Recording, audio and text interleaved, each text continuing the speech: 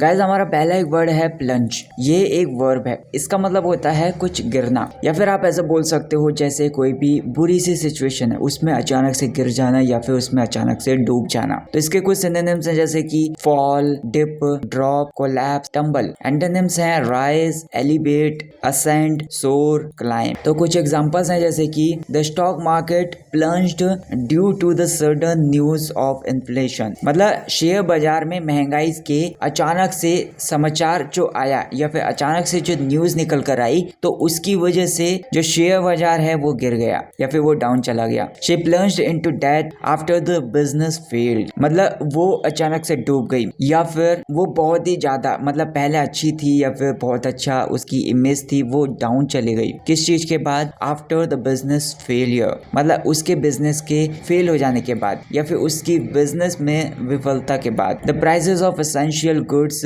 Plunged after the government imposed new taxes, मतलब जो सरकार है वो सरकारी टैक्स लगाने के बाद, जो नए टैक्स हैं वो लगाने के बाद, जो जरूरी चीजें हैं उनके ऊपर, तो उनकी कीमतों में अचानक से गिरावट आ गई या फिर वो मतलब उनका ग्राफ डाउन चला गया उनकी कीमतों में। अगला वर्ड है हमारा ऑस्टियरिटी। ये एक नाउन है, इसका मतलब होता है कठोरता बोल सकते हो, किसी चीज की कठोरता बोल सकते हो या फिर किसी पर्सन की कठोरता बोल सकते हो। अब जैसे कोई फाइनेंशियल पॉलिसीज हैं जो खर्चे को घटाने के लिए लागू की जाती हैं, जैसे कि सरकारी खर्च पर कड़ी रोक लगा देना। तो जैसे कुछ सिनोनिम्स हैं strictness, rigidity, severity, frugality, discipline. Antonyms हैं generosity, luxury, extravagance, freedom, intelligence. तो एग्जांपल्स हैं जैसे कि the government's austerity measures affected the daily lives of many people, मतलब जो सरकार की कठोर नीतियां हैं उन्होंने कई ऐसे लोग हैं उनकी जिंदगी पर, उनके डेली जीवन पर या फिर जो दैनिक जीवन है उनको प्रभावित किया है। आफ्टर ऑस्टेरिटी मेजर्स वर इम्पोज्ड मैनी पब्लिक सर्विसेज वर कट, मतलब कई कठोर नीतियां लागू होने के बाद बहुत सारी ऐसी पब्लिक सर्विसेज हैं उनकी सर्विसेज में कटौती आ गई या फिर वे कट गई। अगला वर्ड है हमारा सर्ज। ये एक नाउन है, इसका मतलब होता है किसी चीज में वृद्धि बोल सकते हो, मतलब किसी चीज में अचानक से वृद्धि को या फिर अचानक से तेजी से बढ़ जाती है वो वृद्धि, तो उसको आप सर्ज बोल सकते हो। सिनोनिम्स हैं इसके जैसे कि increase, rise, growth, surge, jump. Antonyms हैं decrease, decline, diminish, drop, fall. Examples हैं जैसे कि there was a surge in the number of online shoppers during the holiday season, मतलब छुट्टियों के मौसम में ऑनलाइन शॉपर्स जो हैं उनकी संख्या में वृद्धि हुई। The surge in electricity demand caused power outages in several areas, मतलब जो इलेक्ट्रिसिटी की मांग है उसमें वृद्धि की वजह से कई ऐसे क्षेत्र हैं, कई ऐसे एरियाज हैं उनमें बिजली की कटौती हुई। अगला वर्ड है हमारा रडरलेस। ये एक एडजेक्टिव है, इसका मतलब होता है दिशाहीन, मतलब कोई पर्सन हो सकता है दिशाहीन जिसकी मतलब कोई भी दिशा नहीं है, मतलब एक पर्टिकुलर पाथ उसने निर्धारित नहीं कर रखा है, बिना किसी कंट्रोल के है, बिना किसी डायरेक्शन के है, जो अपने मार्ग से भटक गया है उसको भी बोल सकते हैं। इसके सिनोनिम्स हैं जैसे कि aimless, directionless, lost, unfocused, wandering. Antonyms हैं directed, focused, guided, purposeful, controlled. तो कुछ एग्जांपल्स देख लेते हैं जैसे कि he felt rudderless after losing his job, unsure of his next steps, मतलब अपनी नौकरी खोने के बाद वो दिशाहीन महसूस कर रहा था, मतलब उसे समझ में ही नहीं आ रहा था कि उसको करा क्या जाए, अगले जो भी कदम है उसको लेकर वो अनिश्चित था, उसको बिल्कुल भी समझ में नहीं आ रहा कि आगे करा क्या जाए। The team was rudderless after their leader resigned, मतलब उनके जो नेता थे उनके नेता के इस्तीफे के बाद, उनके रिजाइन के बाद जो टीम थी वो दिशाहीन हो गई, उनको बिल्कुल भी समझ में नहीं आया कि क्या करा जाए और कैसे करा जाए। अगला वर्ड है हमारा क्लिंग। ये एक वर्ब है, इसका मतलब होता है चिपकना या फिर किसी चीज को मजबूती से पकड़ लेना या फिर किसी चीज को मजबूती से चिपक जाना। तो कुछ एक सिनोनिम्स है जैसे कि hang, grip, hold, stick, attach. Antonyms हैं release, let go, disconnect, drop, unfasten. तो कुछ एग्जांपल्स देख लेते हैं जैसे कि she was clinging to the last hope of passing the exam, मतलब वो चिपकी हुई महसूस कर रही थी या फिर वो चिपकी हुई थी किस चीज से? द लास्ट होप, अपनी आखिरी उम्मीद से चिपकी हुई थी। किस चीज की उम्मीद? ऑफ पासिंग द एग्जाम, मतलब एग्जाम को पास करने की उसकी आखिरी उम्मीद थी, उससे वो चिपकी हुई थी, हमेशा उसी के बारे में सोचती रह रही थी। The child was clinging to his mother as they walked through the crowd, मतलब जो बच्चा था वो अपनी मम्मी से चिपका हुआ था। As they walked through the crowd, मतलब जैसे ही वे क्राउड से गुजर रहे थे या फिर जैसे ही वो भीड़ भाड़ के एरिया से वो निकल रहे थे, तो वो जो बच्चा था अपनी माँ को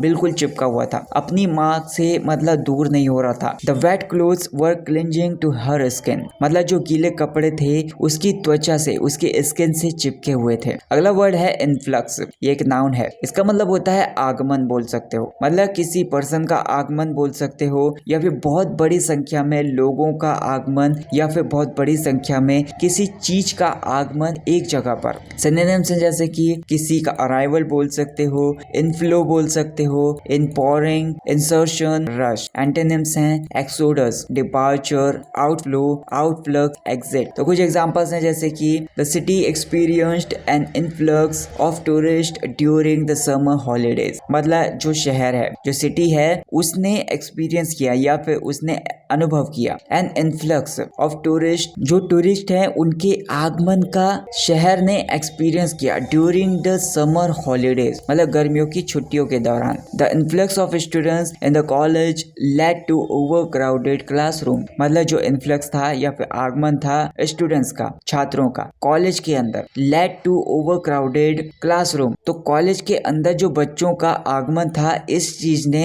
ओवर क्राउडेड क्लासरूम बना दिया या फिर जो कक्षा थी उनको बहुत ज्यादा भीड़ भाड़ से भर दिया। अगला वर्ड है हमारा स्केप्टिकल, ये एक एडजेक्टिव है। इसका मतलब होता है संशयपूर्ण, मतलब किसी चीज पर या फिर किसी विचार पर विश्वास नहीं करने की जो सिचुएशन होती है या फिर शंका करने की जो सिचुएशन होती है उसे स्केप्टिकल बोला जाता है। इसके कुछ सिनोनिम्स हैं जैसे कि doubtful, suspicious, uncertain, unconvinced, distrustful. Antonyms हैं confident, trustful, believing, sure, positive. कुछ एग्जांपल्स हैं she was skeptical about the new diet plan and its result, मतलब वो बहुत ज्यादा संशयपूर्ण थी या फिर बहुत ज्यादा डाउटफुल थी या फिर उसको समझ में नहीं आ रहा था कि क्या किया जाए, किस चीज को लेकर, about the new diet plan, नए डाइट प्लान को लेकर और उसके रिजल्ट को लेकर। he was skeptical of his promises made by the politician, मतलब जो पॉलिटिशियन था उसके द्वारा जो भी प्रॉमिस किए गए थे या फिर जो भी वादे किए गए थे उसके बारे में वो बहुत ज्यादा डाउटफुल था। Many people were skeptical about the government's new policies, मतलब बहुत सारे ऐसे लोग हैं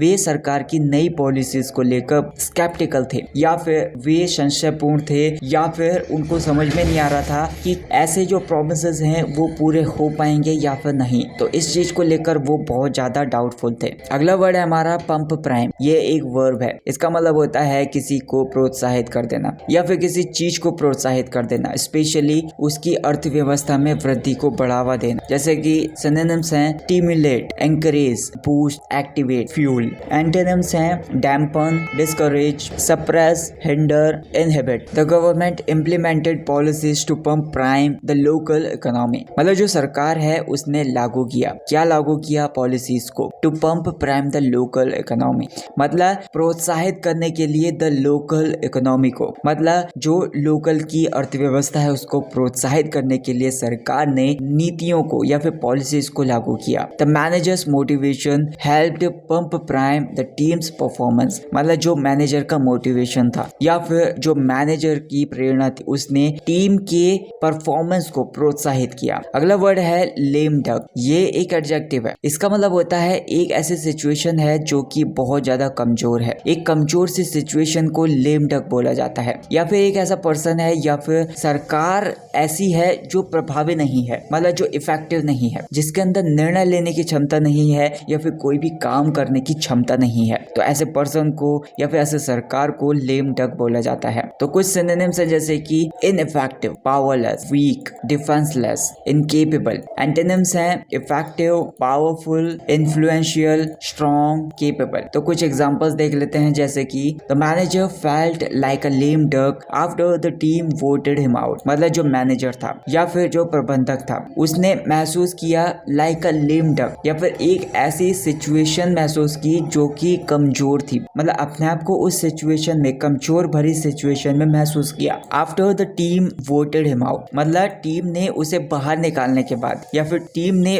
वोट किया कि उसको बाहर निकाल दिया जाए, तो इसके बाद वो मैनेजर अपने आप को बहुत ज्यादा कमजोर स्थिति में महसूस कर रहा था। After the election results the outgoing president was seen as a lame duck, मतलब इलेक्शन रिजल्ट के बाद या फिर चुनाव के परिणामों के बाद द आउटगोइंग प्रेसिडेंट, जो प्रेसिडेंट बाहर जा रहा था, उस बाहर जा रहे प्रेसिडेंट को कमजोर भरी सिचुएशन में देखा गया, मतलब वो हार गया था तो इसकी वजह से वो पार्टी से आउट हो गया, तो इसकी वजह से वो अपने आप को एक कमजोर भरी सिचुएशन में महसूस कर रहा था, या फिर उसको कमजोर भरी सिचुएशन में महसूस किया गया। स्नैप इलेक्शन ये एक नाउन है, इसका मतलब होता है अकस्मात चुनाव, या फिर आप ऐसा समझ सकते हो जो इलेक्शन टाइम से पहले आयोजित किए जाते हैं उसको स्नैप इलेक्शन बोला जाता है। इसके कुछ सिनोनिम्स हैं जैसे कि early election, unscheduled election, emergency election, unexpected election, quick election. Antonyms हैं scheduled election, regular election, planned election, fixed election. तो